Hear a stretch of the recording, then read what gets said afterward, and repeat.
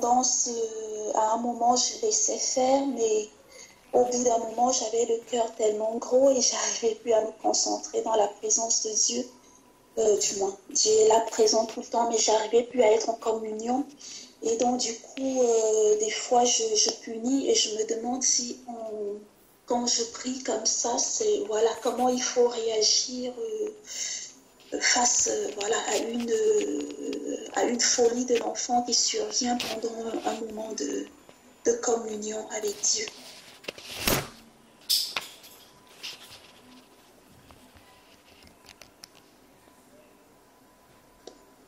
Amen. Sœur Nadia? Amen. Allô? Oui, ma sœur. Est-ce que ça t'est déjà arrivé aussi? Non, excuse-moi, j'ai pas entendu parce qu'il y avait Sullivan qui parlait tellement fort. Ah, donc nous sommes en plein dans un cas comme celui-là. Donc, comment tu as réagi? Comme Sullivan parlait fort. Je lui ai demandé de se taire. Ensuite, il a voulu me faire un bisou. Donc, je lui ai fait un bisou. Et puis, je lui ai manifesté l'amour dont il avait besoin à ce moment-là. Et puis, j'ai entendu que tu m'as appelé. J'ai couru pour répondre. Et il est parti. Ok. Gloire à Dieu. Amen. Est-ce qu'il y a... En fait, la sœur Patricia dit que lorsque elle prie avec les enfants, et souvent les enfants font des choses qui ne glorifient pas le Seigneur.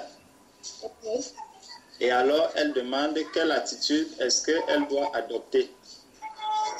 Bon, en général, j'essaye de les prévenir avant que la prière ne démarre, que la prière va démarrer, qu'il faut qu'ils soient respectueux du temps de Dieu, que voilà, que c'est sérieux. Donc je les mets un petit peu en garde, si je puis dire.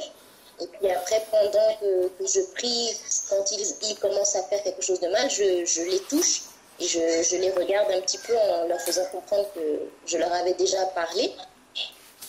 Et puis voilà, quand le Seigneur permet, je peux dire une seule petite parole et puis ils se calment. Et puis il y a des fois où ils sont vraiment dans l'excitation. Et bon, je reconnais que c'est les perturbations qui viennent nous déranger. Donc à ce moment-là, bon, je laisse la perturbation faire ce qu'elle a à faire. Moi, je me concentre dans ma prière. Et puis après, je reparle à l'enfant une fois que j'ai fini. Hein. Mais souvent, ils nous dérangent parce qu'on n'est plus très attentif en fait à eux. Et c'est toujours dans ces moments-là qu'ils ont besoin, on dirait, d'affection, qu'ils ont besoin qu'on regarde leurs petits bobos. Je ne sais pas pourquoi. Ce que je peux dire.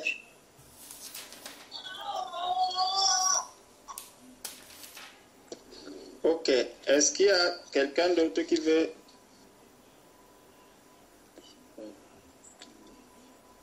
Est-ce qu'il y a quelqu'un d'autre qui veut prendre la parole par rapport à ce sujet?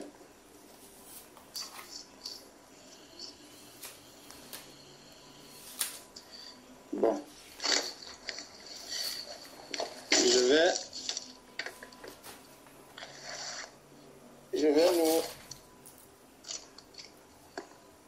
donner déjà un peu une exhortation par rapport à cela. Donc la sœur demandait, voulait savoir lorsqu'elle est en prière et que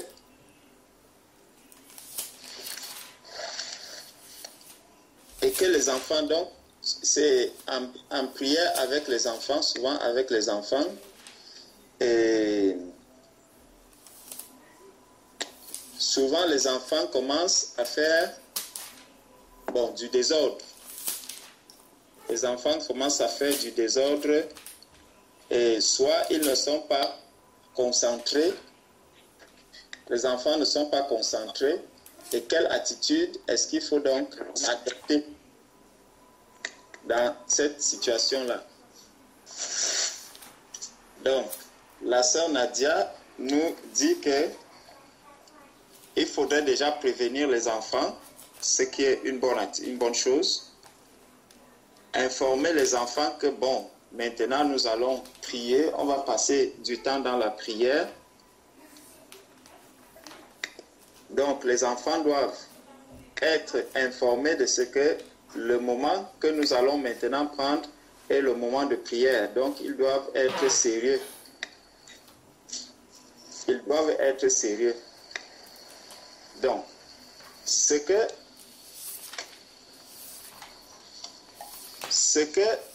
moi je constate souvent, c'est que quand on commence à prier, surtout le soir, le matin c'est différent. Le soir c'est souvent différent. C'est que quand on commence la prière le soir, moi ce que je fais souvent, c'est que je laisse les enfants prier en premier. Quand on finit de louer le Seigneur, je donne aux enfants la possibilité de prier en premier. Et quand ils ont fini de prier, maintenant, on loue encore le Seigneur et nous, les grands, nous commençons à prier. Généralement, le constat que je fais, c'est que quand nous commençons à prier, là, ils s'endorment. Généralement, ils s'endorment pendant la prière, surtout la plus petite et les deux plus petits. Généralement, quand on commence à prier le soir, on prie, c'est à ce moment qu'eux, ils s'endorment. Après, on va continuer la prière normalement. Le matin, c'est souvent différent parce que, bon, comme on est en train de s'apprêter tous, bon, on va les appeler, on va prier. Après, ils iront prendre leur petit déjeuner. Mais maintenant, pendant le moment de partage seul, c'est là où eux maintenant chercheront aussi à venir, peut-être soit pour perturber ou pour faire ceci. Mais il faut savoir une chose, c'est que le Seigneur nous dit dans Proverbe 22, verset 6 nous dit, « Instruis l'enfant selon la voie qu'il doit suivre, et quand il sera vieux, il ne s'en détournera pas. » Donc, il faudrait montrer à l'enfant le sérieux avec lequel nous-mêmes, nous approchons déjà du Seigneur. Ça, c'est très important. Il faudrait que l'on ne soit pas léger avec les enfants par rapport à nos moments d'intimité, nos temps de prière avec les enfants. Comme la sœur Nadia disait, il faut vraiment dire à l'enfant, bon là, je vais prier, je vais prendre du temps avec le Seigneur, mais soyez sages. Si c'est avec les enfants que tu vas passer ce moment, il faut leur dire que c'est le moment d'être sage, parce que Dieu ne veut pas les enfants qui font du désordre. Donc il faut parler vraiment aux enfants dans un langage qu'ils vont écouter. Parce que n'oublions pas, les enfants ne sont pas des disciples. Nos enfants ne sont pas les disciples du Seigneur.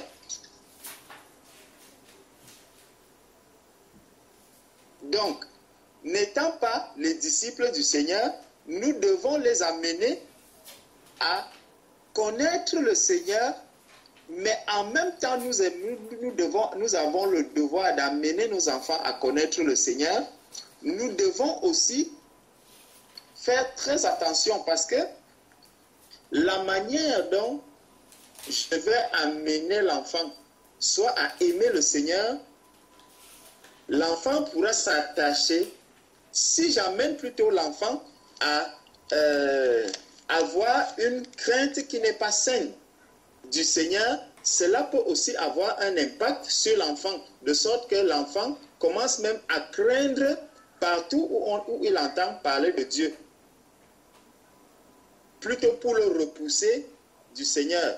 Donc il faut vraiment faire très attention, de sorte que quand l'enfant, nous savons que nous faisons souvent, tu peux prendre 2 heures de temps dans la prière ou la méditation. Il est difficile pour un enfant de prendre aussi ce même temps de concentration.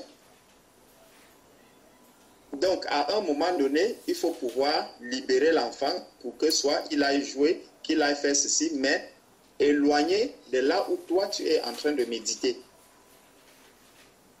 Ça, c'est la première chose. La deuxième, c'est que lorsque je suis avec l'enfant et que nous sommes en train de prier, justement, ne l'oublions pas, dans le livre de Job, il nous est dit que pendant que les enfants, Dieu était avec ses enfants, l'autre aussi est venu. Et l'autre peut justement passer par nos enfants pour perturber le moment de prière que je suis en train, le temps de prière que je suis en train de passer avec le Seigneur. Justement, mes enfants peuvent être un moyen par lequel le malin va passer. Ne l'oublions pas, lorsque Jésus était avec Pierre, et Pierre a dit quelque chose dans Matthieu 16, 23. Jésus se retourne et il dit à Pierre, loin de moi Satan, tes pensées ne sont que des pensées d'homme. Donc, le diable peut également venir perturber mon temps de prière en incitant peut-être les enfants au jeu, en les incitant par exemple à venir troubler ou à venir perturber le moment de prière que j'ai. Donc il faut être très très vigilant par rapport à cela. Il faut vraiment avoir beaucoup de sagesse lorsque j'instruis, parce que le désir de tout parent, c'est que si je suis dans la prière, que je vais méditer, que je sois avec mes enfants, qu'on soit en train de méditer, que l'on soit en train de louer le Seigneur ensemble, que l'on soit en train de faire tout avec le Seigneur ensemble. Mais en même temps, considérons que, prenons en compte le fait que ce n'est pas des disciples. Et comme ce n'est pas des disciples, donc ce que nous pouvons supporter, par exemple, en termes de durée, les enfants ne sont pas toujours à mesure de le supporter. Et même s'ils arrivent à supporter, que l'on sache que l'autre aussi peut venir et perturber notre enfant pour qu'il vienne troubler la présence, l'intimité que moi j'ai avec le Seigneur.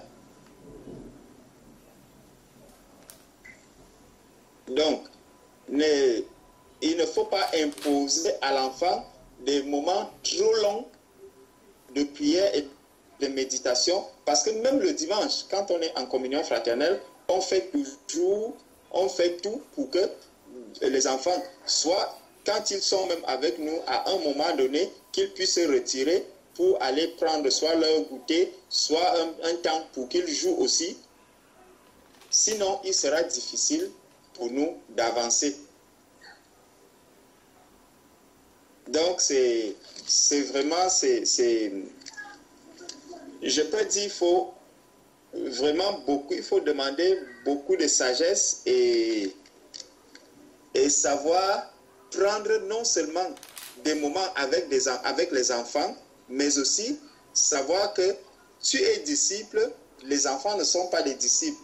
Donc, tes moments intimes, tu dois pouvoir les prendre toutes seules, peut-être soit quand les enfants sont déjà au lit, soit quand les enfants sont occupés. Et si c'est en journée, vraiment dire aux enfants que bon là, je vais me retirer quelque temps.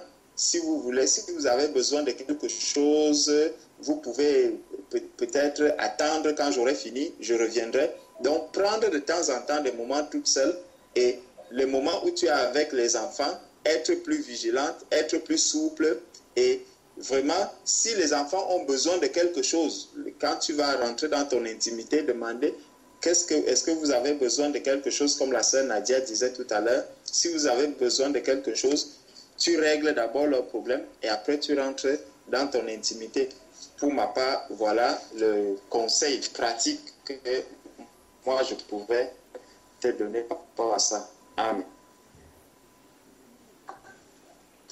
Amen. Amen. Amen. Amen. Amen. Je peux juste revenir sur un point. Moi, je parlais vraiment plutôt de la difficulté dans l'assemblée. C'est-à-dire que quand je suis seule avec les enfants dans la prière, je trouve qu'il y a moins de problèmes, puisqu'on a pris un peu, bon, c'est pas très beau à dire, mais c'est un peu comme une routine. Donc on a l'habitude, en général, le soir par exemple, quand on prie, je demande à chacun de choisir le ou les cantiques qu'ils veulent chanter. Donc je leur laisse vraiment s'approprier aussi une vie avec Dieu, à une vie avec Jésus. Donc eux-mêmes, ils chantent leurs cantiques, ils sont contents de chanter ensemble comme un groupe. Donc en fait, ça les renforce, ça les scinde dans le Seigneur. Et après, ils ont moins de difficultés à entendre les autres, la prière qu'on va élever, et donc ça passe bien. Mais c'est vraiment plutôt dans l'assemblée, dès qu'on est en prière avec des frères et sœurs, que là, ils deviennent vraiment réceptifs à la perturbation de l'ennemi, et que là, j'ai beaucoup plus de mal. Et au départ, j'avais tendance à être un peu plus sanctionnante, par exemple, à les menacer de la tapette ou ce genre de choses. Mais je me suis aperçue qu'au contraire, le Seigneur, il me portait davantage à leur témoigner de l'amour. Lorsqu'il devenait un peu plus impossible, de davantage leur témoigner de l'amour. Par exemple, les prendre sur mes genoux, quand je les voyais un peu s'agiter au milieu de l'assemblée. Et vraiment de leur témoigner beaucoup d'amour.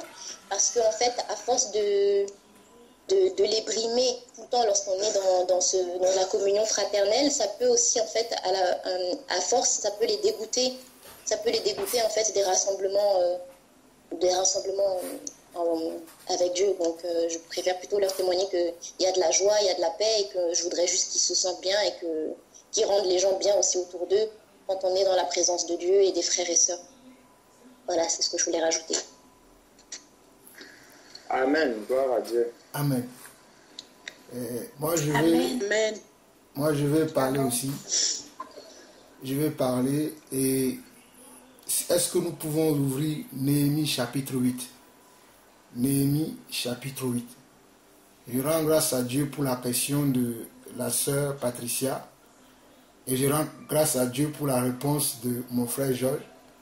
Et je rends grâce à Dieu aussi pour la réponse de ma sœur Nadia aussi. Mais Dieu va nous éclairer. Dieu va nous éclairer. C'est une question que nous-mêmes, en tant qu'anciens, nous avons déjà discuté. Nous en avons même parlé la dernière fois. Le frère Georges même il est au courant. Nous avons discuté entre nous la manière dont nous devons gérer les communions fraternelles afin que nos enfants ne soient pas vraiment attristés. En tout cas, pour ma part, aujourd'hui, nos enfants sont attristés dans les communions fraternelles. Comme le frère Georges l'a dit, nos enfants ne sont pas des disciples. Ne mettons pas nos enfants au même niveau que nous sommes. Même dans la vie d'un enfant, quand tu nais dans le monde, il y a des moments où tu as 0 à 1 an, tes désirs ne sont pas pareils à celui qui a 5 ans ni 8 ans. Et ceux qui ont 8 ans jusqu'à 10 ans, leurs désirs ne sont pas pour ceux qui ont 14 jusqu'à 20 ans. Et ceux qui ont 20 ans, leur désir non plus n'est pas pour ceux qui ont 30 ans, 40 ans et plus. Donc, dans le Seigneur, Dieu a établi certaines choses que nous devons respecter. Mais c'est nous qui ne respectons pas les choses de Dieu. Nous faisons à notre manière et c'est pour ça que nous avons des problèmes. Mais si nous voulons vraiment suivre la manière dont Dieu veut que nous marchions, moi je pense que nous n'aurons pas de problèmes. Ça, c'est le premier point que je vais aborder. Le deuxième point, je pense aussi qu'il manque d'organisation au milieu de nous. Que ce soit dans nos communions fraternelles, que ce soit dans nos maisons respectives, il manque d'organisation. Et je ne vais pas inverser quelqu'un ici, mais je ne vois jamais les enfants de mes frères, ou vous n'allez jamais voir mes enfants. Lorsque nous sommes en train de prier, vous n'allez pas voir mes enfants venir nous déranger. Et je ne vois pas non plus les enfants de mes frères et de certaines sœurs ici. Mais souvent, c'est, comme je viens de le dire, hein, que quelqu'un ne prend pas ça pour lui. Mais il y a un travail préalable que nous devons faire d'abord chez nous-mêmes. Avant de parler de l'assemblée, il y a un travail que moi je dois faire d'abord dans ma maison.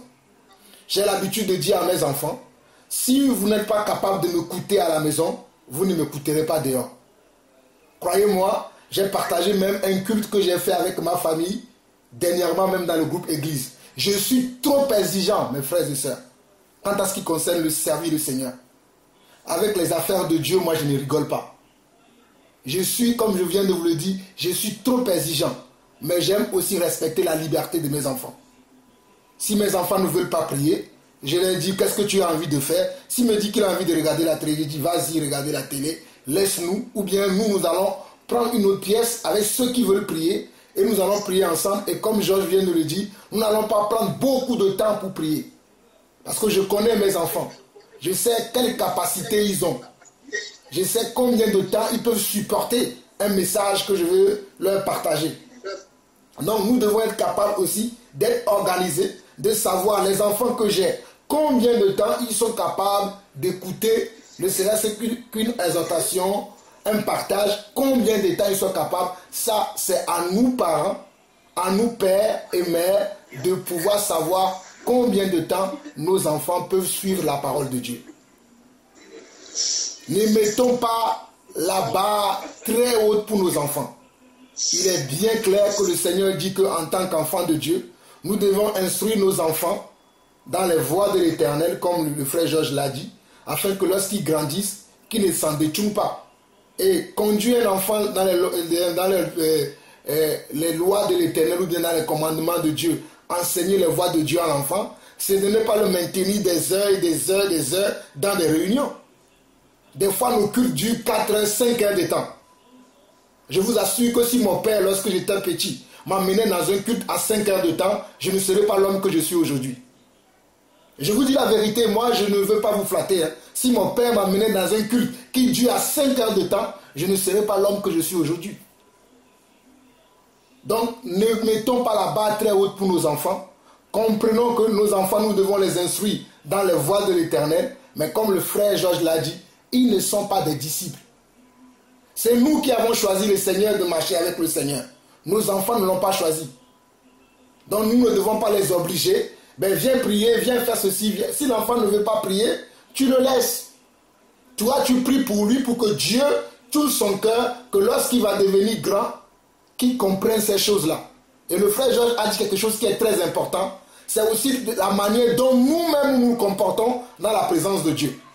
Si toi-même tu es dans la présence de Dieu, pendant que tu es dans la présence de Dieu, tu envoies des SMS. Dans la présence de Dieu, tu écoutes d'autres personnes, tu parles avec d'autres personnes. Que veux-tu que ton enfant qu'il fasse? Il reproduit ce qu'il voit. Et beaucoup d'entre nous, même dans les veillées, comme ça, nous sommes dans les veillées. C'est en ce moment-là que d'autres sont en train d'appeler certains. Et l'oncle qui doit appeler depuis là, il coupe son micro, il appelle l'oncle en douce. Même si nous, on ne te voit pas, le Seigneur te voit. Même si c'est dans la veillée, la présence du Seigneur est là. Je ne pense pas que nous serons devant Macron aujourd'hui et que Macron est en train de faire un discours. Toi, tu vas tourner à côté, tu prends ton téléphone, tu envoies des SMS ou tu appelles les gens, tu vas parler. La sécurité va venir te chercher. La sécurité va venir te chercher. Mais c'est ce que nous faisons dans nos réunions, dans nos cultes. Des fois même, je vois des portables sonner. C'est du manque de révérence envers le Seigneur. C'est du manque de concentration, de discipline envers le Seigneur. Et je dis bien, je ne suis pas en train d'inverser quelqu'un. C'est le travail de nous tous. C'est pour ça que je vous dis que la question que la sœur a posée, si le frère Georges, on a parlé de ça il y a combien? Il y a 1 mois et demi ou 2 mois, et que nous avons dit que nous allons venir devant l'église et dire à l'église que toute l'église doit comprendre ça, que la présence de Dieu est importante et que nous ne devons pas obliger nos enfants à suivre des cultes des heures et des heures et des heures. Parce qu'ils ne sont pas des disciples. Ils sont des enfants. Et un enfant, ce qu'il veut, c'est de jouer. Un enfant, ce qu'il veut, c'est de jouer. Moi, je me rappelle quand j'étais enfant, je jouais beaucoup. J'ai regardé beaucoup de dessins animés. Aujourd'hui, il y a des dessins animés chrétiens. Plein, moi j'en ai plein, même si vous en voulez, je peux vous donner. J'en ai plein. Et le frère Alain aussi en a plein. Des fois, on se change des films chrétiens entre nous. Si vous ne voulez pas que vos enfants regardent des dessins animés ou des films du monde, vous en avez ce qu'il faut aussi dans la parole. Donc, nous allons revenir maintenant à la parole. J'ai beaucoup introduit déjà ce que je veux dire, mais c'est un travail d'abord pour nous-mêmes. Nous-mêmes, nous devons faire un travail sur nous-mêmes. Nous devons d'abord être le modèle pour nos enfants. Si je veux que mon enfant soit respectueux envers le Seigneur, moi-même le père ou la mère, je dois être respectueux envers le Seigneur. Quand je dis je veux prier, je prie. Vous avez vu tout à l'heure lorsque la sœur Ingrid priait. Quelqu'un l'a appelé.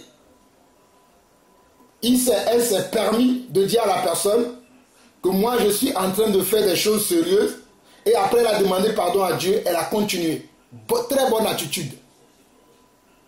Des fois nous allons sortir de la prière, nous allons oublier que nous prions et nous allons rentrer dans des querelles. Non. Et même ce qui s'est passé avec la sœur Ingrid, c'est même un adulte qui faisait ça. Ce n'est même pas un enfant. Donc imaginez un enfant qui ne comprend pas ce que tu fais. C'est pour ça que l'enfant a besoin d'être accompagné. Mais d'une autre manière, parce que l'enfant n'est pas disciple. Il a besoin d'être accompagné, il a besoin d'être aidé. Mais ne mettons pas un joug sur les épaules de nos enfants. Sinon, nous allons faire que nos enfants vont fuir le Seigneur. Nos enfants vont dire, ah, moi, mon père, tout le temps, il m'a obligé à prier des heures. Moi, je ne veux pas prier pour ce Dieu-là. C'est parce que nous, aujourd'hui, nous aimons passer des heures dans le Seigneur, parce que nous avons fait une soif de Dieu. Mais nos enfants, ils n'ont pas fait une soif de Dieu. Ils ont fait une soif de jouer, de voir leurs copains, même le dimanche, quand ils sont là, quand nous faisons nos cultes, ils sont là. La majorité des choses qu'ils veulent faire, c'est de jouer. C'est pour ça que je rends grâce à Dieu pour les sœurs qui travaillent avec nous dans l'église, qui s'occupent des enfants. Ce n'est pas quelque chose de très facile, s'occuper des enfants, un culte. La plupart du temps, quand je vois les sœurs, elles viennent, ou même les frères, ils abandonnent leurs enfants, ils s'en vont. Ils ne savent pas, ou elles ne savent pas, le travail que font nos sœurs pendant des heures pour s'occuper des enfants. Et les enfants ne sont pas tous pareils. Il y a des enfants agités, il y a des enfants calmes, il y a des enfants qui ne parlent pas, il y en a qui parlent beaucoup. Il faut gérer tout ça. Et souvent, ce n'est que peut-être une sœur ou deux sœurs qui gèrent ça. Je nous exhorte, j'exhorte les sœurs qui sont là dans l'église que ça c'est votre rôle. Allez lire la parole. La parole déclare dans Tite chapitre 2 que les femmes doivent apprendre comment à diriger leur maison, à diriger leurs enfants. C'est ça votre rôle. Ce n'est pas nous les enseignants qui allons commencer maintenant à gérer aussi les enfants dans l'église. Ce n'est pas à nous de jouer ce rôle-là. C'est le rôle des mamans. Les mamans doivent savoir conduire leur maison. Tous les sœurs qui sont là au milieu de nous, qui ont déjà des enfants, c'est votre travail, savoir comment vous devez conduire votre maison. Les frères sont là pour vous accompagner, vous épauler, mais c'est vous-même votre travail. Le travail d'une femme, c'est d'abord s'occuper de sa maison. Ce n'est pas ce que nous voyons aujourd'hui, les femmes sont là dans le métro, dans le train, partout, ils parlent, ils prêchent. Le premier travail, le premier rôle que le Dieu a donné à la femme, c'est son foyer. Lisez tous les passages qui parlent de la femme dans la Bible, vous allez voir si je suis en train d'outrepasser la parole de Dieu ou je vous dis la vérité. Vous allez voir que le premier rôle que Dieu donne à la femme, c'est son foyer, s'occuper de ses enfants. Et le faire comment? Le faire très consciencieusement, avec de la discipline. Si toutes ces choses sont faites dans la discipline, parce que beaucoup d'entre nous, nous étions livrés à nous-mêmes avant, nous n'avions pas de rigueur, nous n'avons pas de discipline. Lorsque nous sommes venus au Seigneur, c'est maintenant que nous commençons à mettre de la discipline dans notre vie. Alors que, il y a 10 ans, les enfants n'avaient pas de discipline. Tout d'un coup, il voit que maman qui me laissait avant faire n'importe quoi, maintenant maman me dit, arrête ci. Mais l'enfant ne comprend pas. Parce que lui n'est pas devenu disciple. C'est toi qui es devenu disciple. Mais ce n'est pas pour autant que tu ne dois pas recadrer l'enfant, que tu ne dois pas le diriger. Mais tu dois le faire de telle sorte que cela ne soit pas un poids pour l'enfant. Que l'enfant comprenne ce que tu veux lui enseigner et que l'enfant y participe lui-même. Maintenant, Néhémie chapitre 8. J'ai beaucoup parlé. Je vais prendre la parole pour expliquer maintenant. Néhémie chapitre 8. On nous dit dans Néhémie chapitre 8, nous allons lire du verset 1 jusqu'au verset 10. On nous dit, alors tout le peuple s'assembla comme un seul homme sur la place qui est devant la porte des eaux. Il dit à Esdras, le scribe, d'apporter le livre de la loi de Moïse, prescrite par l'Éternel à Israël. Et le sacrificateur Esdras apporta la loi devant l'assemblée Suivez-moi très bien. Le sacrificateur Esdras apporta la loi devant l'assemblée, composée d'hommes et de femmes, et de tous ceux qui étaient capables de l'entendre. Dans l'assemblée des saints, c'est les hommes et les femmes et tous ceux qui étaient capables de l'entendre. Ceux qui étaient capables de l'entendre veut dire les enfants qui ont déjà la maturité pour entendre la parole de Dieu. Vous allez voir qu'on a commencé par les hommes, les femmes et tous ceux qui étaient capables.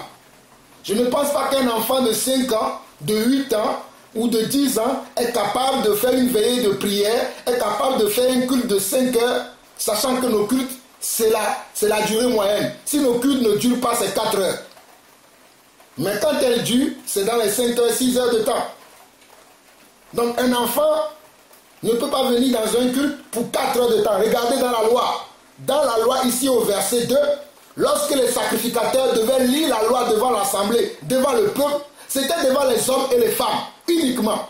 Parce que c'était elles ou c'était eux qui étaient destinés à comprendre la loi et maintenant rentrer chez eux, travailler avec cette loi, avec leur famille. C'est pour ça que parmi les enfants, c'était ceux qui étaient uniquement capables d'entendre et de comprendre la loi qui pouvaient participer dans l'assemblée des saints. Mais aujourd'hui, qu'est-ce que nous faisons? Même nos enfants de 6 mois, on veut qu'ils suivent la parole. Ce n'est pas possible, mes frères, ne nous mentons pas à nous-mêmes. C'est bien de dire à l'enfant, je vais prier, je vais faire tout ceci là. Mais l'enfant, lui, ne comprend pas parce que c'est un enfant. Et puis, comme je viens de dire, la plupart d'entre nous, ce n'est pas une rigueur que nous avions avant. C'est lorsque ces choses ont commencé à venir dans notre vie, que nous avons commencé à connaître le Seigneur, que nous avons commencé à mettre ces choses-là en pratique, alors qu'avant, nous étions dispersés dans tous les sens. Je me rappelle que je connais une sœur qui, lorsqu'elle est venue à Christ, elle a tellement mis des règles dans sa maison qu'aujourd'hui, mes sœurs, je vous parle de quelque chose que j'ai vécu, que la sœur a perdu sa fille. Sa fille est dans les mains de l'État aujourd'hui. C'est une sœur qui vit, je ne donnerai pas de détails, c'est une sœur, lorsqu'elle est venue au Seigneur, elle a commencé à mettre tellement de règles. Elle-même, avant elle mettait des mini-jupes. Elle a commencé à dire à sa fille que tu ne dois plus mettre de mini-jupes. Et la fille dont je parle, la fille avait 12 ans à l'époque. Et la fille lui a dit, mais maman, tu me mettais ça avant, pourquoi aujourd'hui tu me dis que je n'aimais pas? Et la sœur ne sait pas comment expliquer. Elle a dit, non, c'est Dieu qui a dit, tu ne fais pas. Mais sa fille n'est pas devenue disciple. Donc comme elle insistait, la fille est partie voir sa belle, elle est partie voir comme sa tante, c'est-à-dire la petite sœur de sa mère, qui n'est pas convertie, qui lui a conseillé, tu sais, ta mère exagère trop, va voir les assistants sociaux. L'affaire est arrivée dans les mains des assistants sociaux et l'enfant a été retiré de la sœur dont je vous parle aujourd'hui. Et sa fille ne veut même plus lui parler. Pourquoi? Parce que la sœur n'a pas utilisé de sagesse. Parce que la sœur n'a pas utilisé de sagesse. Et j'en connais beaucoup de cas. Mes frères, mes sœurs, ça fait des années que je sers le Seigneur. Ce sont des choses que j'ai vues. Ce n'est pas comme on dit. Peut-être un jour, cette sœur dont je parle, qui est avec nous, un jour elle-même, elle aura le désir, le courage de témoigner. Elle vous témoignera ce qu'elle a vécu. Parce que lorsqu'elle s'est convertie, elle a commencé à mettre des tas de règles dans sa maison. Tu ne fais plus ci, tu ne fais plus ci, tu ne fais plus ci, tu ne fais plus ci. Mais sa fille a vécu mal. C'est pour ça que je vous prends le passage là, qui parle de, dans la loi, c'était les hommes qui étaient capables d'écouter la loi, qui devaient s'asseoir et écouter la loi. On n'obligeait pas les enfants à écouter la loi. Mais aujourd'hui, nous voulons obliger nos enfants à nous suivre. C'est eux qui ont décidé de suivre le Seigneur ou c'est nous? Donc c'est nous qui avons décidé de suivre le Seigneur. Donc nos enfants, comme le frère Jean l'a dit, ils ne sont pas des disciples. Nous devons prier pour eux, pour que le Seigneur touche leur cœur à ce qu'ils puissent devenir aussi des disciples. Et nous devons avoir beaucoup de tact, beaucoup de sagesse, beaucoup de manières pour amener nos enfants vers le Seigneur. Sinon, nous allons les éloigner du Seigneur. Je vais finir la lecture. Nous étions au verset 2. Et je vais reprendre au verset 2. On dit, et le sacrificateur Esdras apporta la loi devant l'assemblée. Là, c'est l'assemblée là que nous sommes. Des fois, c'est le dimanche. composé d'hommes et de femmes, et de tous ceux qui étaient capables de l'entendre. C'était le premier jour du 7e mois. Ezra lut le livre depuis le matin jusqu'au milieu du jour. Regardez, il lit le livre le matin jusqu'au milieu du jour, comme nos cultes qui durent 6 heures, 7 heures. Regardez, depuis le matin jusqu'au milieu du jour. On va mettre aussi les enfants dans ça. S'il vous plaît, mes frères, grandissons dans le Seigneur. J'avance. Sur la place qui était devant la porte des eaux, en présence des hommes et des femmes et de ceux qui étaient capables de l'entendre. Tout le peuple fut attentif à la lecture du livre de la loi. Esdras, le scribe, était placé sur une estrade de bois dressée à cette occasion. Regardez, c'était fait de telle manière que même celui qui devait lire la loi se mettait en distinction afin que tout le peuple l'attende. Parce qu'ils ont fait une petite estrade de bois où le sacrificateur Esdras devait monter pour lire la loi au peuple. Le peuple qui était composé de quoi? D'hommes et de femmes et de ceux qui étaient capables d'entendre la loi. J'avance. Auprès de lui, à sa droite se tenaient Mattisia, Shema, Anaja, Uri, Elkija et Maseja, et à sa gauche, Pédaja, Michaël, Malkija, Ashum, Ashbana, Zacharie et Meshulam. Ezra ouvrit le livre à la vue de tout le peuple, car il était élevé au-dessus de tout le peuple, et lorsqu'il l'eut ouvert, tout le peuple s'était en place. Esdras bénit l'Éternel, le grand Dieu, et tout le peuple répondit en levant les mains, Amen, Amen, et ils s'inclinèrent et adorèrent l'Éternel, le visage contre terre. Nous allons nous arrêter là. Nous voyons ce passage nous éclaire que nous ne pouvons pas mettre des fardeaux sur le joug de nos enfants. Le Seigneur a dit que nous devons enseigner dès le bas âge aux enfants la voie du Seigneur afin que lorsqu'ils deviennent grands, qu'ils ne s'en détournent pas. C'est de dire à l'enfant lorsqu'il ment, ah, le Seigneur n'aime pas le mensonge, tu t'arrêtes là. Tu ne vas pas commencer maintenant un cours de, je ne sais pas, de 2 heures. Ah, tu sais, tu fais le mensonge, tu commences par... Non, l'enfant, à un moment donné, ça sera trop pour lui. Et surtout pour nous, chacun a son histoire. Moi, je ne connais pas l'histoire de tout le monde. Moi, je connais mon histoire. Et je sais comment j'enseigne mes enfants pour qu'ils ne soient pas dégoûtés du Seigneur. Parce que ce n'est pas tous mes enfants qui aiment prier des heures. Si je prends David, je peux prier avec David des heures. David est habitué. Je prends Samuel, il va faire au maximum 45 minutes. Je prends Emmanuel, il prie 10 minutes, même 10 minutes c'est trop. Il va commencer déjà à ne plus même avoir envie de prier. D'habitude, c'est lui-même qui me dit, papa, aujourd'hui, moi, j'ai pas envie de prier. Et je le laisse partir. Parce que ça, Emmanuel n'a pas choisi de suivre le Seigneur. C'est moi qui ai choisi de suivre le Seigneur. Eux, ils feront leur choix lorsqu'ils deviendront grands. J'ai assez parlé. Je vais plus parler de ça. Maintenant, je vais exhorter les sœurs. Les sœurs qui sont dans l'assemblée, ne laissez pas ceux qui s'occupent des enfants le faire tout seuls. Ce n'est pas à elles seules que repose ce travail-là. C'est le travail de nous tous. Il y en a qui viennent à l'église juste pour, quand ils viennent, ils laissent leurs enfants, ils vont suivre le culte. Si tous les sœurs font ça, qui va s'occuper de nos enfants? Même ceux-là, c'est les sœurs qui se sacrifient tous les dimanches à s'occuper de nos enfants. Si elles aussi décident maintenant, bon, moi aussi je vais suivre le culte comme tous les sœurs, qui va s'occuper de nos enfants? Nous parlons maintenant des œuvres, on veut faire des œuvres dans le Seigneur. Même les sœurs qui n'ont pas d'enfants, vous pouvez commencer déjà à vous approprier cela. C'est une formation pour vous. Lorsque vous aurez vos enfants, vous serez déjà rodés.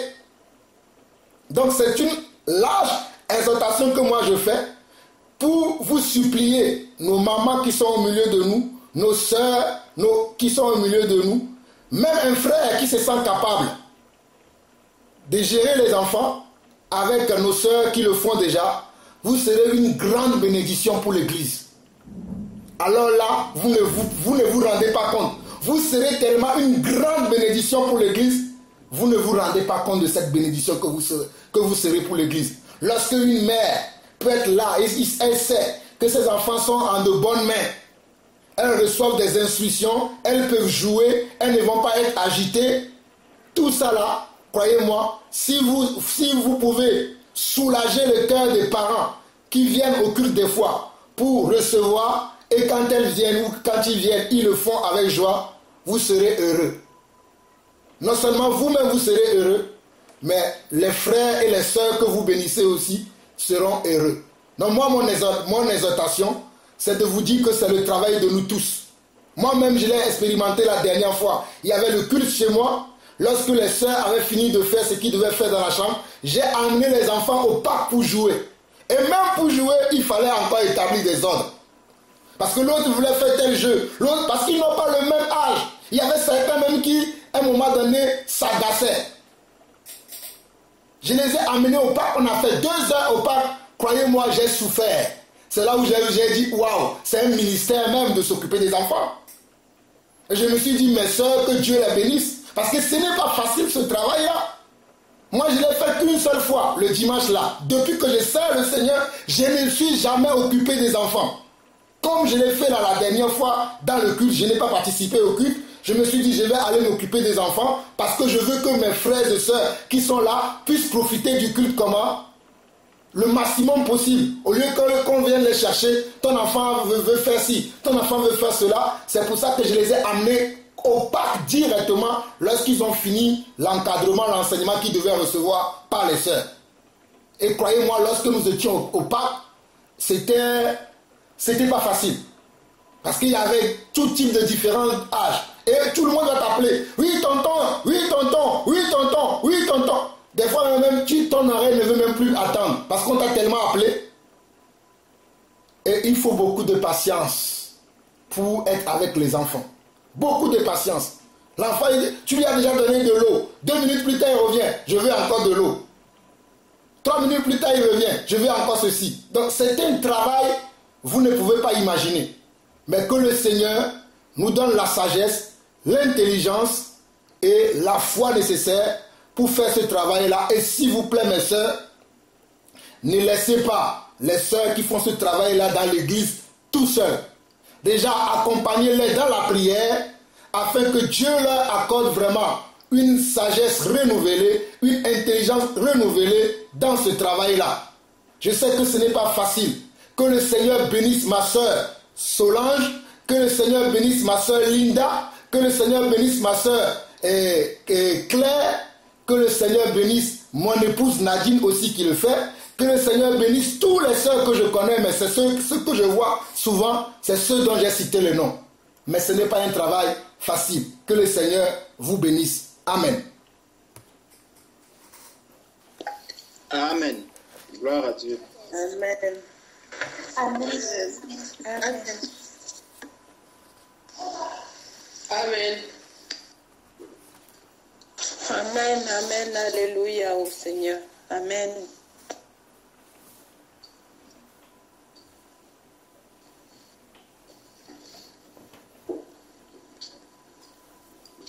Est-ce qu'il y a des témoignages par rapport à ce partage?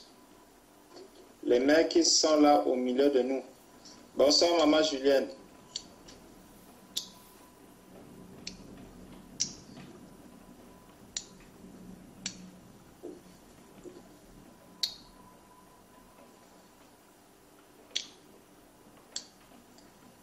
S'il n'y a pas de témoignage, Sœur Patricia. Oui, mon frère. On t'écoute. Tu as dit que tu avais 2 questions. Oui. Déjà, je remercie l'Éternel pour ces réponses parce que du coup, ça répond en fait à plein d'autres questions parce qu'effectivement, j'étais dans le cas où mes enfants, je viens vraiment, j'ai l'impression de redécouvrir l'Éternel. Jusqu'ici, je leur avais pas enseigné Dieu et Et j'ai voulu les considérer effectivement comme si ma foi était la leur, et je m'aperçois que je n'ai pas usé d'intelligence, de sagesse, et que j'ai été beaucoup trop rigide sur certaines choses. Et voilà, je remercie l'Éternel et je me réponds de ce que j'ai pu faire de mal dans ce contexte-là. Et je le remercie de m'ouvrir aujourd'hui les yeux, et je le remercie parce que je sais que maintenant il va répondre à mes interrogations et il va m'aider à éduquer ses enfants, à les instruire dans sa crainte, sans plus voilà, aller suivre des chemins tortueux, du moins, des chemins qui mettent des jougs sur les enfants. Je bénis l'Éternel. L'autre question, c'était, voilà, je voulais savoir, donc Jésus-Christ, quand il va revenir, tout le monde va être, du moins pas tout le monde, l'Église fidèle va être enlevée avec lui, et il va y avoir la rémunération par rapport aux œuvres que chacun aura fait durant sa vie sur la terre. Et je voulais savoir, parce que je n'ai pas retrouvé de réponse fixe par rapport à cela. Il est dit que la femme ne peut pas prendre autorité sur l'homme. Or, il est dit, à celui qui aura été fidèle dans les petites choses, il lui sera donné voilà, de régner sur de plus grandes nations. Voilà. Il y aura des nations de distribuer avec des gouvernements. Est-ce que les femmes auront également droit à ces gouvernements, voilà, à ces autorités sur les gouvernements, en sachant, voilà, lorsque l'Église va revenir sur la terre, en sachant que les femmes n'ont pas le droit actuellement de prendre autorité sur les hommes? Est-ce que ce sera changé ou je ne sais pas? Voilà, c'est une interrogation que j'ai. Amen.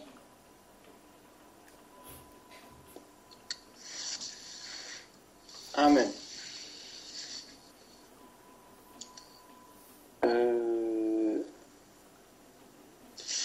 Je t'avoue, ma sœur, que la question que tu me poses, je ne me la suis jamais posée.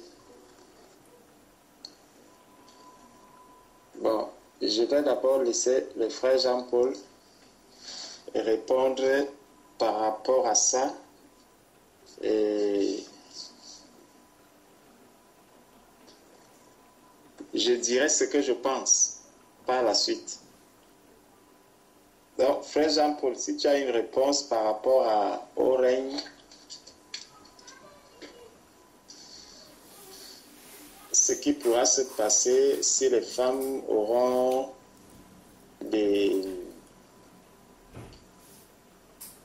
par rapport aux récompenses. Donc, réponds d'abord si tu as une réponse par rapport à cela. Amen. Moi, j'ai une réponse, ou plusieurs réponses. Déjà, la première réponse, il y a beaucoup de choses que Dieu dit dans sa parole. Il le dit d'une manière, et nous le comprenons d'une autre manière. Il faut que le Seigneur nous ouvre l'esprit, afin que nous comprenions ce qu'il veut dire. Lorsque le Seigneur dit qu'il y aura des récompenses, je ne pense pas que le Seigneur ne va pas donner des récompenses aux femmes. Donc, les femmes aussi auront des récompenses dans le ciel. Mais, toujours est-il que moi, volonté, comment je peux dire, ce que je vais chercher d'abord, c'est déjà d'aller au ciel et voir la récompense que je vais avoir.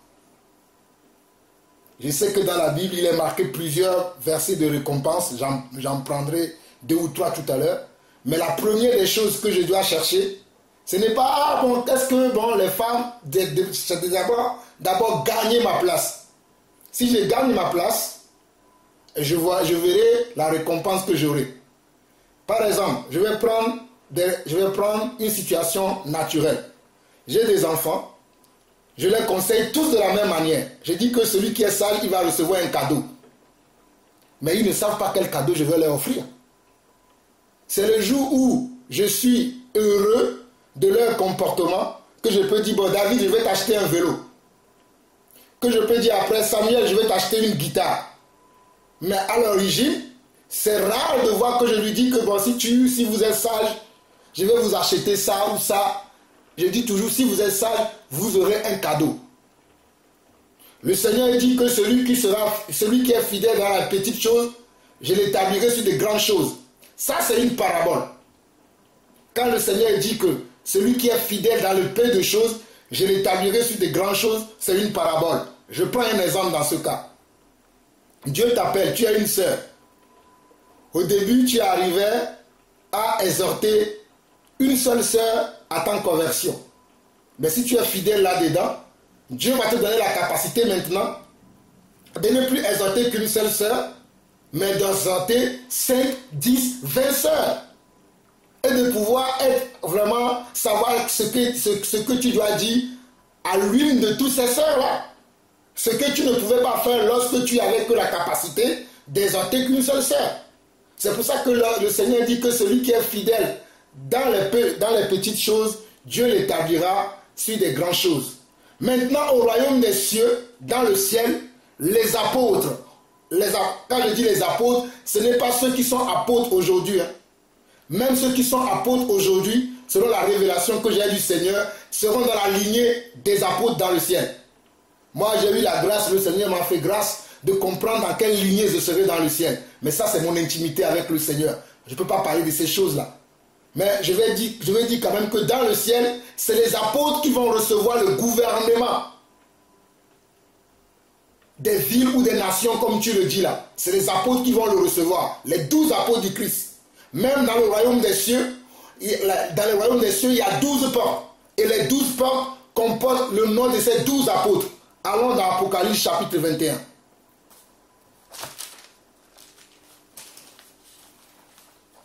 Donc, ne mélangeons pas la parole. Apocalypse chapitre 21, nous allons lire à partir du verset 9.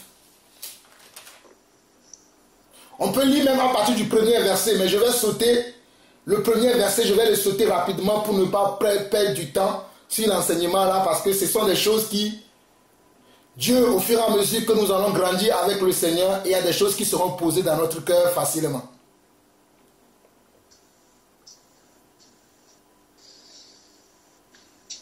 Déjà, même avant d'aller dans Apocalypse chapitre 21, prenons déjà Apocalypse chapitre 20, lisons à partir du verset 11. C'est là où il y aura le jugement dernier. Dans Apocalypse chapitre 20, on nous parle du jugement dernier. C'est-à-dire la fin de toutes choses. Lorsque le Seigneur va enlever l'église et que l'église sera enlevée, ce n'est pas encore le jugement dernier. Il y aura encore 1000 ans sur la terre où les gens seront torturés, les gens vont vivre le calvaire, et c'est après ça qu'il y aura maintenant la fin. Mais ça aussi, on ne va pas rentrer trop en profondeur, mais sachez que lorsque l'église sera enlevée, ce n'est pas encore la fin. Lorsque l'église sera enlevée, les gens vont vivre encore sur terre pendant 1000 ans, pendant que nous serons restés avec le Seigneur dans un endroit précis. Et une fois que les 1000 ans seront passés, là le Seigneur reviendra pour faire le jugement final, il détruira le diable, tout. C'est ce qu'on nous parle dans Apocalypse chapitre 20. Nous allons prendre à partir du verset 7. Ou bien nous allons prendre à partir... Bon, je suis le Saint-Esprit. Je n'ai pas voulu trop parler, mais le Saint-Esprit me conduit à trop parler. Pour que vous puissiez comprendre. Je vais suivre l'Esprit. Pardonne-moi, Seigneur, de faire à ma manière. Je vais suivre votre manière. Merci, Seigneur. Apocalypse chapitre 20. On nous dit, puis je vis descendre du ciel. Nous lisons à partir du premier verset. Puis je vis descendre du ciel un ange qui avait la clé de l'abîme et une grande chaîne dans sa main. Il saisit le dragon, le serpent ancien, qui est le diable et Satan, et il le lia pour 1000 ans. Là, c'est lorsque l'enlèvement va se passer que ces choses-là vont se passer. Je continue. Et il le jeta dans l'abîme, ferma et scella l'entrée au-dessus de lui, afin qu'il ne séduise plus les nations, jusqu'à ce que les 1000 ans soient accomplis. Après cela, il faut qu'il soit délié pour un peu de temps. Et je vis des trônes, et à ceux qui s'y assis fut donné le pouvoir de juger.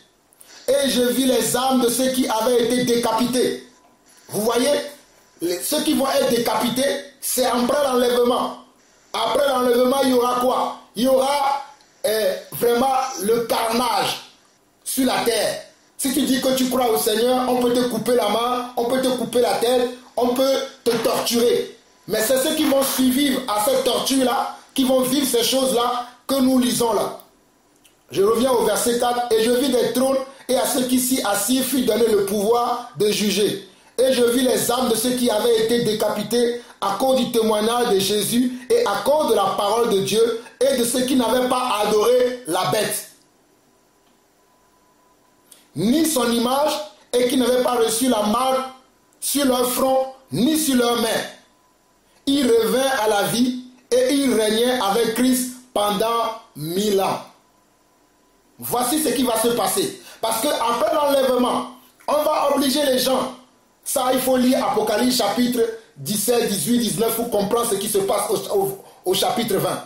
Mais c'est ce qui va se passer lorsque nous serons enlevés. Lorsque nous serons enlevés avec le Seigneur, ceux qui vont rester sur la terre vont vivre des moments difficiles. J'avance. Au verset 5, on nous dit « Les autres morts ne revinrent point à la vie jusqu'à ce que les 1000 ans soient accomplis. » C'est-à-dire les autres morts qui ont accepté comment? Qui ont accepté la marque de la bête? Non. Ce sont les autres morts qui ont comment? Qui ont accepté de suivre le Seigneur, qui ne reviendront pas à la vie à ce moment-là. Je continue. C'est la première résurrection. La première résurrection, c'est ce que vous et moi nous aurons pas. La première résurrection, c'est ce qu'on nous dit dans 1 Thessaloniciens chapitre 5. C'est lorsque le Seigneur, lorsqu'il va revenir, il va au signal donné, nous entendons la trompette, nous partirons. Ça, c'est la première résurrection. La première résurrection, c'est facile. Pour avoir accès à la première résurrection, c'est ce que nous vivons aujourd'hui. Mais pour avoir accès à la deuxième résurrection, mes frères, il faut faire un grand combat. Nous allons le lire. Verset 6. Heureux et ceux qui ont part à la première résurrection. La seconde mort n'a point de pouvoir sur eux, mais ils seront sacrificateurs de Dieu et de Christ, et ils régneront avec lui pendant 1000 ans. Pendant les 1000 ans que le Seigneur va nous prendre là, nous serons avec lui, nous régnerons avec lui, nous souperons avec lui, nous danserons avec lui, nous serons dans la joie. Pendant que la terre, ceux qui aujourd'hui se moquent de nous, lorsque nous disons que nous croyons en Dieu, ils se moquent de nous, ils nous insultent, ils font toutes les choses là, eux ils seront comment? Dans le bain de sang. Croyez-moi, il y aura des bains de sang. Des bains de sang sur la terre, partout. Verset 7, on nous dit, quand les 1000 ans seront accomplis, Satan serait relâché de sa prison. Et il sortira pour séduire les nations qui sont aux quatre coins de la terre, Gog et Magog, afin de les rassembler pour la guerre. Leur nombre est comme le sable de la mer. Ils montèrent à la surface de la terre et ils investirent le camp des saints et la ville bien-aimée, mais un feu descendu du ciel et les dévora.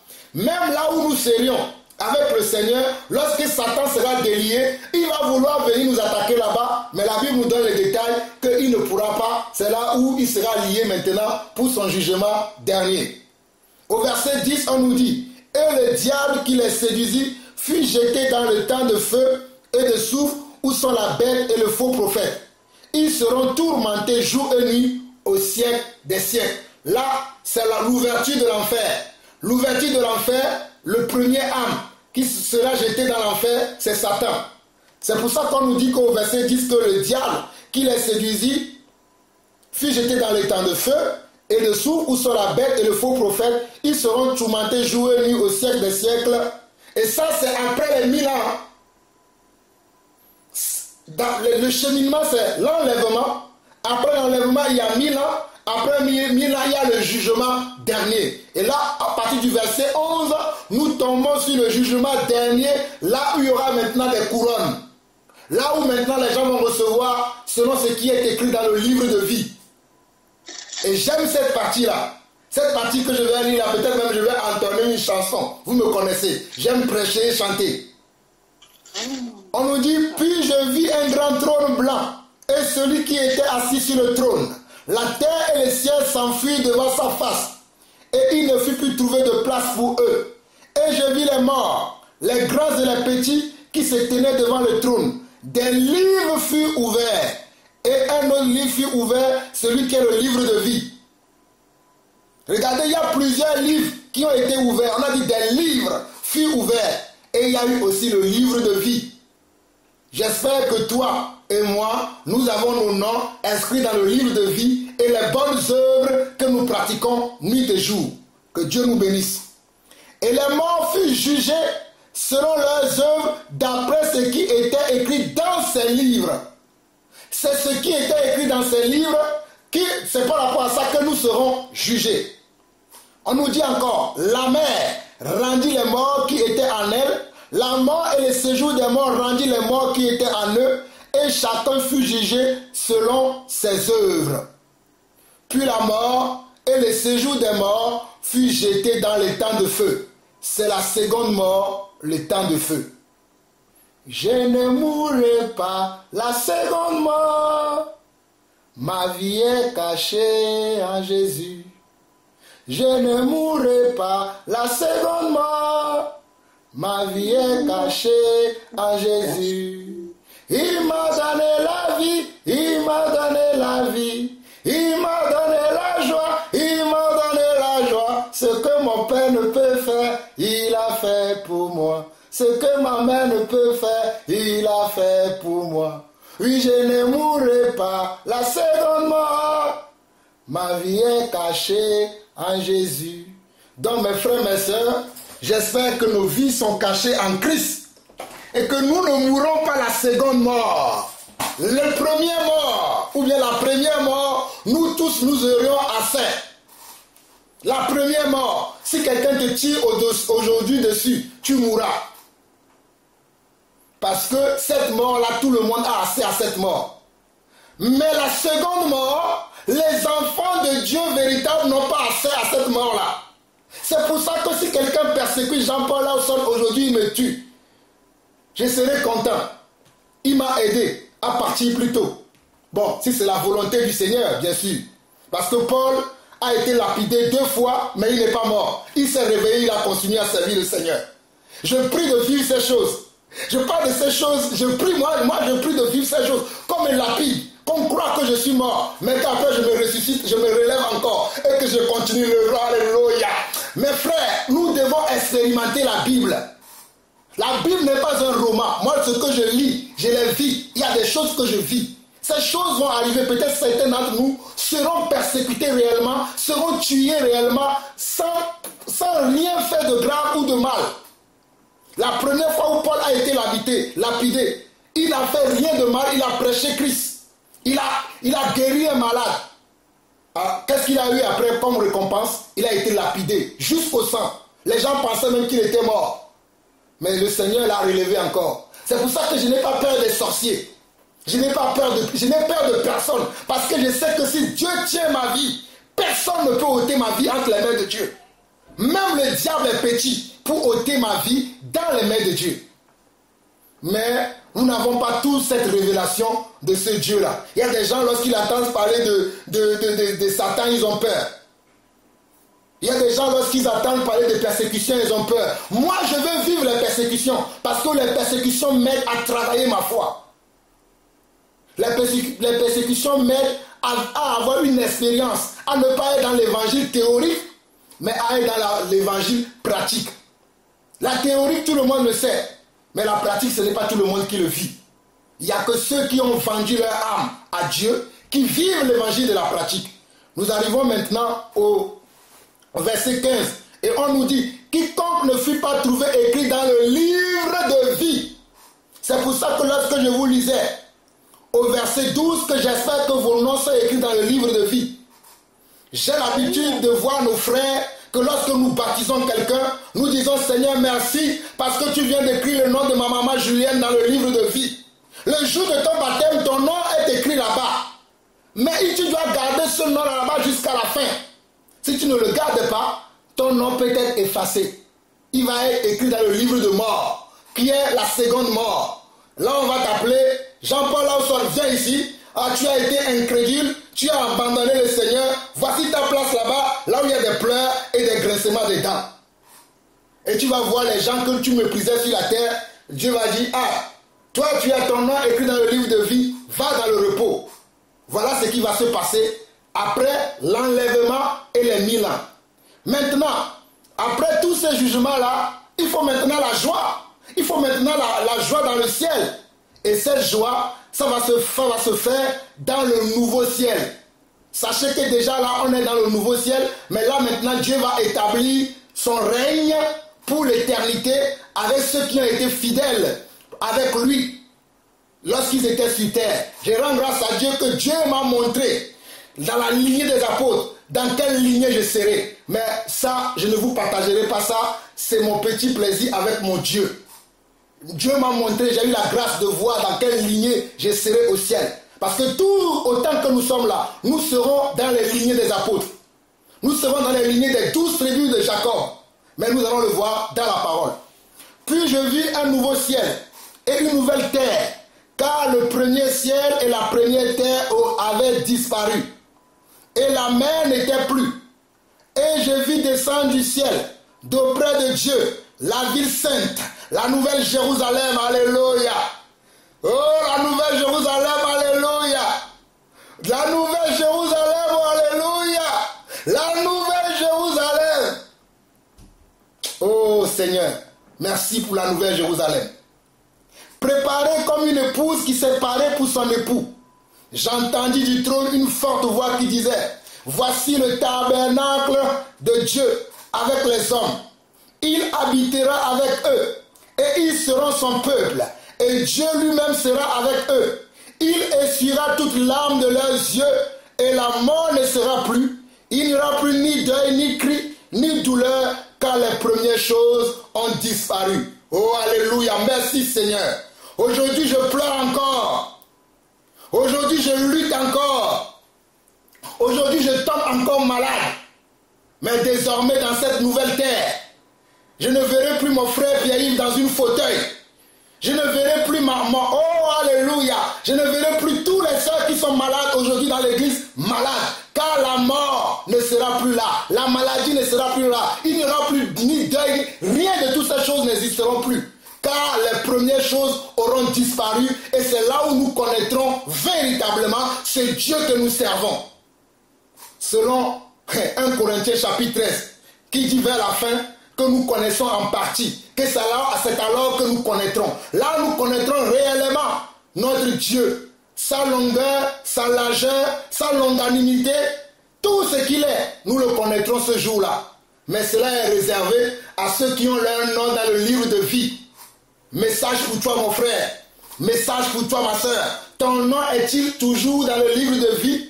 Si tel n'est pas le cas, Dieu te donne encore l'opportunité ce soir de racheter le temps. Dieu te donne encore l'opportunité. Je suis en train de parler à quelqu'un. Dieu te donne l'opportunité, mon frère. Dieu te donne l'opportunité, ma soeur, de racheter le temps, de racheter le temps, de racheter le temps, de racheter le temps, de racheter le temps, de racheter le temps. Fini la pagaille. Fini l'indiscipline. Fini tout ce qu'on faisait avant. Maintenant, soyons disciplinés. Car ce n'est pas quelque chose de pagaille, le royaume des cieux. C'est véritable et tout ce que la Bible dit est vrai. J'avance. Verset 5. Et celui qui était assis sur le trône dit, voici je fais toutes choses nouvelles. Et il dit, écris, car ces paroles sont certaines et véritables. Mes frères, ces paroles que je suis en train de lire ce soir, si quelqu'un pense que je parle des choses que j'ai reçues du Seigneur. Ce sont des paroles véritables. Ça va se passer comme ça. Ce sont des paroles qui sont... Regardez ce qui est écrit. Écrit, car ces paroles sont certaines et véritables. Nous aurons le temps un jour, je reviendrai sur comment Dieu a fait grâce à l'apôtre Jean de recevoir ce message pour nous, pour que ce message puisse nous encourager. J'avance. Et il me dit, c'est fait. Avant, ce n'était pas encore fait. Mais à ce moment-là, ça sera fait. Et il me dit, c'est fait. Je suis l'alpha et l'oméga, le commencement et la fin. à celui qui a soif, je donnerai la source de l'eau de la vie gratuitement. Celui qui vaincra héritera ces choses. Je serai son Dieu et il sera mon fils ou ma fille. Mais pour les lâches, les incrédules, les abominables, les meurtriers, les débauchés, les magiciens, les idolâtres et tous les menteurs, leur part sera dans les temps ardents de feu et de soufre, ce qui est la seconde mort. Je ne mourrai pas la seconde mort, ma vie est cachée en Jésus. Oh, je ne mourrai pas la seconde mort, ma vie est cachée en Jésus. Comment est-ce qu'on cache nos vies en Jésus? Nous cachons nos vies en Jésus en marchant conformément selon les Écritures, en pratiquant conformément les Écritures, en se soumettant conformément aux Écritures, en marchant conformément selon les Écritures. Comment tu me dis que tu es sœur, mais tu continues d'être lâche? Tu continues d'être lâche. C'est quoi un lâche? Un lâche, c'est quelqu'un qui dit je suis avec Dieu, mais qui est aussi dans le monde. Un lâche, c'est quelqu'un qui dit je suis avec toi, mais lorsque tu as besoin de lui, tu ne le vois jamais. Mes frères, si tu es un lâche, tu n'hériteras pas le royaume de Dieu. Il y a des gens parmi nous, Dieu les attend, mais ils ne sont jamais là. Mais eux, ils vont dire, Dieu, je veux que tu me donnes ceci, je veux que tu me donnes cela. Mais quand Dieu a besoin d'eux, ils sont tout le temps absents. Tu es un lâche. Les lâches n'hériteront pas le royaume de Dieu. Le lâche, c'est celui qui va te dire, mon frère, ne t'inquiète pas. Je suis avec toi. On va faire ce combat. Non, je combats pour toi. Je combats avec toi. Mais dès qu'il survient 2 tribulations, 3 tribulations, il dit non, mon frère, au fait, ce n'est pas pour moi. Je t'abandonne. Continue. Beaucoup d'entre nous sommes dans ce cas. On nous dit, mais pour les lâches, j'espère que toi, mon frère, toi, ma soeur, tu n'es pas un lâche. On dit, mais pour les lâches, les incrédules. C'est qui un incrédule? Un incrédule, c'est quelqu'un qui lit la parole, qui croit pour un temps, et après il ne croit plus du tout. C'est un incrédule. Ou bien il écoute la parole, il dit, ben oui, ça c'est des histoires. Ça, ce n'est pas pour nous, ça. Ça, c'est au temps des apôtres. La Bible dit que la parole de Dieu, Hébreux 13, verset 8, est le même hier, aujourd'hui et éternellement. La parole de Dieu est le même hier, aujourd'hui et éternellement. Mais comment se fait-il que les gens aujourd'hui, tu peux, oh non, ça c'est au temps de Paul, ça c'est au temps de Jean, ça c'est au temps de Jésus. Non, ça ce n'est pas pour nous. Nous sommes dans le temps de la grâce. Non, sauvé pour toujours. Quand tu es sauvé pour toujours. Tu n'as pas besoin de faire des œuvres. Il y a un évangile aujourd'hui qui circule sur le net, où on vous dit que non, quand vous êtes sauvé pour toujours. Vous n'avez pas besoin de faire des œuvres. Allez montrer ce verset-là à ceux qui partagent ce message-là. Ceux que tu n'as pas appelés là, ils commencent à raconter n'importe quoi sur les réseaux sociaux.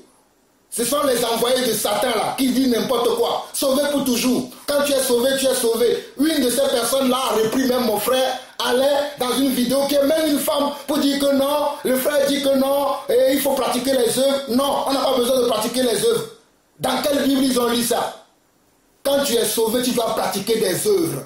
Dieu nous a sauvés pour des œuvres. Mais aujourd'hui, on nous enseigne que non, il n'y a plus d'œuvres dans le Seigneur. Une fois que tu es sauvé pour toujours. Si tu crois à ce message-là, tu es trompé, tu as été séduit.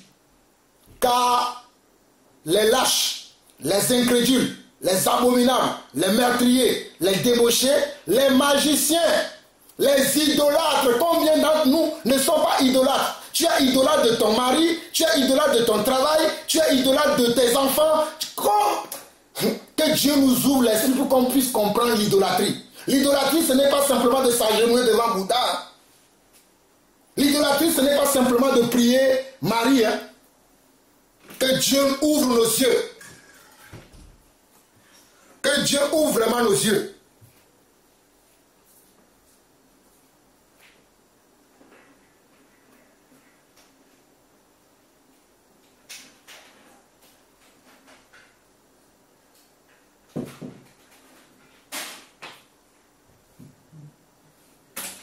Que Dieu ouvre nos yeux. Permettez-moi, parce que mon ordinateur veut s'éteindre, c'est pour ça que je prends mon chargeur. Que Dieu ouvre nos yeux, parce que l'idolâtrie, ça veut dire beaucoup de choses que nous ne maîtrisons pas. Nous pensons que l'idolâtre, c'est celui qui va prier Marie, c'est celui qui va prier Bouddha, c'est celui qui prie Mohamed. Mais mon frère, il y a quelques temps, Dieu m'a montré que j'étais idolâtre. Je me suis dit, Seigneur, pardonne-moi, je n'avais pas vu l'idolâtrie dans ce sens. Et le Seigneur m'a fait un grand enseignement. C'est pour ça qu'aujourd'hui, je n'aime pas mon travail. Parce qu'il y en a qui idolâtrent leur travail. Le travail est tout pour eux. Lorsqu'ils sont au travail, c'est là où ils sont heureux. Mes frères, moi, quand je suis dans l'église, c'est là où je suis heureux. Quand je suis au travail, je suis malheureux. Je vous dis la vérité. J'aime travailler. Mais j'aime beaucoup plus servir le Seigneur. Parce que c'est là où il y a ma place. Mais il y a des gens aujourd'hui, ils idolâtrent leur travail. Le travail, c'est tout pour eux. Ils idolâtrent leurs enfants. Ils idolâtrent leurs conjoints. Ils idolâtrent tout. Je n'ai aucune idolâtrie dans mon cœur. Dieu m'a délivré de l'idolâtrie. Je prie pour que Dieu ouvre vos yeux. Vous allez vous rendre compte que vous êtes encore idolâtre. Quand Dieu m'a montré que j'étais encore idolâtre, j'ai dit, Seigneur, mais je ne prie pas Marie. Je ne prie plus les Bouddhas, toutes ces choses-là. Dieu m'a dit que tu es idolâtre même de ta famille. Tu es idolâtre même de... Mes frères, prions le Seigneur que Dieu nous ouvre véritablement les yeux. J'avance. Et tous les menteurs, on dit qu'on doit faire le culte souvent, nos cultes physiques, c'est souvent à 14 h. Il y en a qui vont se permettre de venir tout le temps à 16 h. On m'a demandé, mon frère, ma soeur, pourquoi tu viens à 16 h? Au fait, il y avait eu de bouchons, il y avait eu ceci, il y avait eu de cela. Devant le Seigneur, si tu manques, il y a eu un bouchon, alors qu'il n'y a pas eu de bouchon parce que tu veux te justifier, tu n'hériteras pas le royaume de Dieu. Pourtant, tu étais là toute l'année. Mais un petit mensonge, bouchon. Un petit mensonge. Oh oui, mais tu sais, quand je venais, je devais aller prendre la soeur. On fabrique des choses. Pour ceux qui travaillent, tu sais que tu dois embaucher le matin à 8 h. Tu arrives à 8 h 30. Ton patron te demande, pourquoi tu arrives à 8 h 30? Toi qui es enfant de Dieu. Oh non, mais tu sais, il y a eu un problème de train. Alors qu'il n'y a même pas eu un problème de train. Mais tu es enfant de Dieu. Tu mens comme les enfants du monde. Tu penses que tu hériteras le royaume de Dieu? Ce n'est pas Jean-Paul Lawson qui a écrit la Bible. Il est écrit que les menteurs, leur part sera dans les temps ardents de feu et de soufre, ce qui est la seconde mort. Que Dieu nous fasse grâce. J'avance. Verset 9. Puis, un des 7 anges qui tenait les 7 coupes remplies de 7 fléaux vint et il m'adressa la parole en disant, viens, je te montrerai l'épouse, la femme de l'agneau. Alléluia. Viens, je te montrerai l'épouse, la femme de l'agneau. Ça veut dire, viens, je vais te montrer l'église. Quelle sera la place de l'église dans la Jérusalem céleste? Quelle sera la place de la Nouvelle Jérusalem, la place de l'église dans la Nouvelle Jérusalem? C'est là ce que nous allons lire. C'est là où la partie que la sœur Patricia a touché tout à l'heure, que ceux qui sont fidèles dans les petites choses, Dieu les établira sur les nations, sur les gouvernements. Voilà ça ici. Lisons nous-mêmes. On nous dit, au verset 10, et il me transporta en esprit sur une grande et haute montagne. Et il me montra la ville sainte, Jérusalem qui descend du ciel, d'auprès de Dieu, ayant la gloire de Dieu. Son éclat était semblable à celui d'une pierre très précieuse, d'une pierre de jaspe transparente comme du cristal. Ça c'est le ciel. On parle de là où vous et moi, si nous tenons ferme, si nous gardons nos noms écrits dans le livre de vie, si nous nous débarrassons de la lâcheté, de l'incrédulité, du mensonge, de la magie, de la débauche, de toutes ces choses-là, nous serons dans cette Jérusalem-là, qui est construite. Regardez la construction déjà. Ce sont des belles pierres. Ce n'est pas nos pierres que nous voyons dans le monde là. Je dis des belles pierres. Lisons nous-mêmes. Au verset 11, on nous dit, son éclat était semblable à celui d'une pierre très précieuse, d'une pierre de jaspe transparente comme du cristal. Elle avait une grande et haute muraille. Elle avait 12 portes et 12 anges et des noms écrits. C'est des 12 tribus du fils d'Israël. 12 tribus. Vous connaissez les noms des 12 tribus d'Israël? Ils auront leur nom sur les 12 portes de, oh alléluia, de la nouvelle Jérusalem. Je continue. À l'Orient, 3 portes. À l'Orient, 3 portes. Au nord, 3 portes. Au midi, 3 portes. Et à l'Occident, 3 portes. La muraille de la ville avait 12 fondements. Le chiffre 12 dans la Bible est le chiffre de la perfection. Et il dit que la muraille de la ville avait 12 fondements et sur eux les 12 noms des 12 apôtres de l'agneau. Les 12 noms des 12 apôtres de l'agneau. Les 12 noms des 12 apôtres de l'agneau. Souvenez-vous, nous avons vu les 12 tribus. Là, nous voyons les 12 noms. Pour ceux qui veulent abandonner l'ancienne alliance. L'ancienne alliance ne sert à rien. Il y a des choses qui sont encore de l'ancienne alliance dont nous devons en profiter. Celui qui me parlait avait pour mesure un roseau d'or afin de mesurer la ville, ses portes et sa muraille. La ville avait la forme d'un carré et sa longueur était égale à sa largeur. La longueur était égale à la largeur. Il mesura la ville avec le roseau et trouva 12 000 stades. La longueur, la largeur et la hauteur étaient égales. Il mesura la muraille et trouva 144 coudées, mesure d'homme qui était celle de l'ange. La muraille était construite en jaspe et la ville était d'or pur, semblable à du verre pur. Les fondements de la muraille de la ville étaient ornés de pierres précieuses de toute espèce. Le premier fondement était de jaspe, le deuxième de saphir, le troisième de chalcédoine, le quatrième d'émeraude, le cinquième de sardonie, le sixième de sardoine, le septième de chrysolite, le huitième le béryl, le neuvième de topaz, le dixième de chrysophase, le onzième de hyacinthe, le douzième d'améthyste. Les 12 portes étaient les 12 perles. Les 12 portes étaient les 12 perles. J'aurai l'occasion un jour de vous prêcher sur les 12 portes, les 12 perles. J'avance. Chaque porte était d'une seule perle. La place de la ville était d'or pur comme du verre transparent. Je ne vis point de temple dans la ville, car le Seigneur Dieu Tout-Puissant est son temple ainsi que l'agneau. La ville n'a pas besoin ni du soleil, ni de la lune pour éclairer, car la gloire de Dieu l'éclaire et l'agneau est son flambeau. Les nations marcheront à sa lumière et les rois de la terre y apporteront leur gloire. Ces portes ne se fermeront point le jour, car il n'y aura plus de nuit. On y apportera la gloire et l'honneur des nations. Il n'entrera chez elles rien de souillé, ni personne qui se livre à l'abomination et au mensonge. Il n'entrera que ceux qui sont écrits dans le livre de vie de l'agneau.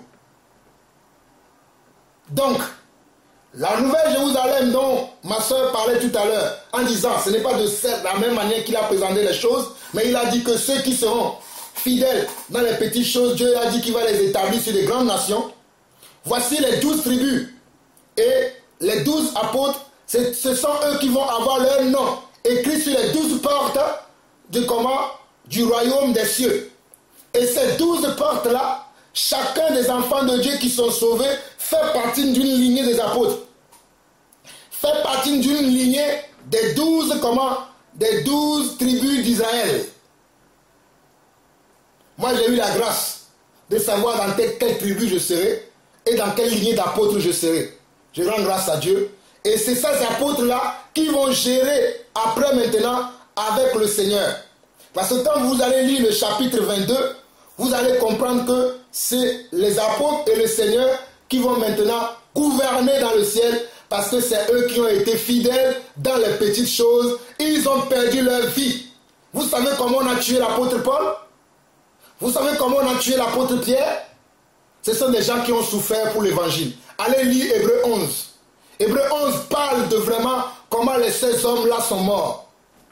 Certains sont morts vraiment même torturés, comment on fait nos barbecues, de la manière dont on braise le poulet. C'est comme ça que certains des apôtres ont été persécutés. Nous aujourd'hui, juste un petit bobo, on crie, je suis persécuté, je suis persécuté. on ne connaît pas encore la persécution. Moi y compris, ne pensez pas que moi je suis arrivé. Que Dieu travaille mon cœur. Souvent quand je dis ça, je dis oui, je dis ça, mais peut-être le jour même où je serai en face de ça, je vais faire comme les autres, je vais fuir. Quand je lis l'histoire des revivalistes, lorsque j'étais à l'école biblique, on nous parlait des revivalistes. Et j'aimais beaucoup un certain John Edwards. Comment il a marché avec Dieu. Comment il aimait Dieu. Et quelle mort il a subi. Il y en a plein. Il y en a plein encore. Et quand tu lis même le livre, quand tu lis même la Bible, tu vois que Dieu va nous donner des récompenses en fonction de la lutte que nous avons faite. Donc ce n'est pas une question d'homme ou de femme. Soyons vraiment clairs dans nos pensées. Ce n'est pas une question d'homme ou de femme par rapport aux récompenses. Si tu es même une femme, tu auras une récompense. Mais dans le royaume de Dieu, il y a certaines bornes que le Seigneur a déjà posées. Voici ce qui va se passer dans la Nouvelle Jérusalem. Ce sont les 12 apôtres qui vont nous conduire. Ce sont les 12 tribus d'Israël qui vont nous conduire. Les chefs qui sont dans cette tribu-là, c'est eux qui vont nous conduire. Et les 12 apôtres sont le fondement de l'Église. C'est pour ça que nous bâtissons notre foi sur la foi des 12 apôtres. Mais nous ne bâtissons pas notre foi sur ce que nous voyons aujourd'hui dans le monde, sur ces prophètes-là qui prophétisent de n'importe quoi. Et c'est cela que les hommes croient. Mais Ephésiens 2:20 dit quoi? Notre fondement est baptisé sur les prophètes et les apôtres. Donc nous croyons aux prophètes et nous croyons aux apôtres. Vous allez être étonnés de voir dans le royaume du ciel, oh alléluia, le nouvel Jérusalem, de voir quelle tribu vous appartenez, quelle lignée d'apôtres vous appartenez, que le Seigneur vous bénisse. Donc c'est ce que je peux dire par rapport à la question de la sœur. Sachez que ce n'est pas une question de femme, ni question d'homme, mais toujours est-il que si je sers Dieu dans les petites choses, Dieu m'établira sur des grandes choses, que je sois homme ou femme. Cela n'empêche pas que Dieu m'établisse sur de grandes choses, mais dans le royaume des cieux, il y a des choses que le Seigneur a déjà planifiées. Ça ne va pas changer. C'est pour ça que je vous ai montré ce passage-là, pour que vous puissiez savoir que dans le royaume des cieux, la nouvelle Jérusalem, la nouvelle terre que nous attendons, les nouveaux cieux que nous attendons, il y a des choses qui sont préparées d'office, qui ne changeront pas. Ça va être comme ça. Mais par contre, si je sers Dieu bien dans les petites choses dans lesquelles Dieu m'appelle, Dieu m'établira sur de grandes choses. Moi, quand j'ai commencé à prêcher l'évangile, je n'avais pas commencé à prêcher devant des foules. J'ai commencé d'abord à prêcher dans ma famille, dans ma maison. Les gens se moquaient de moi, mais j'ai continué, j'ai persévéré. J'ai commencé maintenant à prêcher. À l'époque, j'étais encore en apprentissage. Je parlais à mes collègues d'apprentissage de Dieu. Certains me riaient au nez, mais moi je continuais à persévérer. Aujourd'hui, je parle devant les foules. Aujourd'hui, je parle devant les foules. Voilà quand Dieu dit, celui qui est fidèle dans les petites choses, Dieu l'établira dans les grandes choses. Aujourd'hui, même les gens m'invitent partout. Je suis invité aux États-Unis, je suis invité au Canada, je suis invité dans mon pays d'origine. Partout, c'est moi-même qui ne trouve pas le temps pour aller maintenant faire le travail de Dieu. Donc quand Dieu dit, soyons fidèles dans les petites choses, c'est ce que Dieu veut nous dire, que si nous sommes fidèles, lorsque tu commences à prêcher à tes enfants à la maison, personne ne te voit, mais tu es en train de te préparer pour prêcher maintenant à une foule aussi plus nombreuse que ta famille. Surtout pour vous qui êtes des sœurs, qui sont seules avec vos familles, avec vos enfants, 2 enfants, 3 enfants, 4 enfants, peu importe le nombre. Mais tu commences déjà à faire un travail dans la vie de ces enfants. Tu es en formation, c'est ton école biblique. Dieu te prépare. Une fois que tu seras bien préparé, crois-moi, Dieu créera des situations où tu seras devant plusieurs personnes. Vous vous êtes souvenu du témoignage de la sœur Sandra, quand son petit frère était dans le coma à l'hôpital. Qu'est-ce que Dieu a fait au travers d'elle? Quand il s'est réveillé, il est parti à l'hôpital. Elle qui n'a jamais parlé devant une foule de personnes, le jour-là, Dieu a permis maintenant qu'elle parle devant une foule de personnes dans sa famille. Donc, croyons que servir le Seigneur, n'ayons pas de grandes pensées dans la tête. Ah, moi je vais faire servir le Seigneur, je vais faire comme ceci, je vais faire comme cela. Le servir le Seigneur, c'est tous les jours. Même dans ton travail, tu peux servir le Seigneur. Dans ta maison, tu peux servir le Seigneur. Moi, ma femme m'a servi aujourd'hui. Elle pense qu'elle sait Jean-Paul Lawson, mais elle sert le Seigneur. Elle m'a adressé une bonne table parce que actuellement j'ai mon oncle et mon cousin qui sont là chez moi à la maison. Ils sont venus de Hambourg, d'Allemagne. On a mangé autour d'une grande table. On est bien rassasiés. Qui nous a servi? C'est ma femme. Et c'est un service. C'est un appel de Dieu. Mon oncle était très content quand il a fini de manger. Moi-même, j'étais très content quand j'ai fini de manger. J'ai dit, waouh, que les mets sont succulents. Nous pensons que servir le Seigneur, c'est crier dans le métro, Jésus revient, Jésus revient. Tu te trompes, ma soeur. Servir le Seigneur, c'est déjà dans ton foyer. Comment honores-tu ton mari? Comment honores-tu tes enfants? Comment honores-tu tes frères et sœurs dans l'église? Que le Seigneur nous bénisse. Amen. Amen. Amen. Amen. Amen. Amen.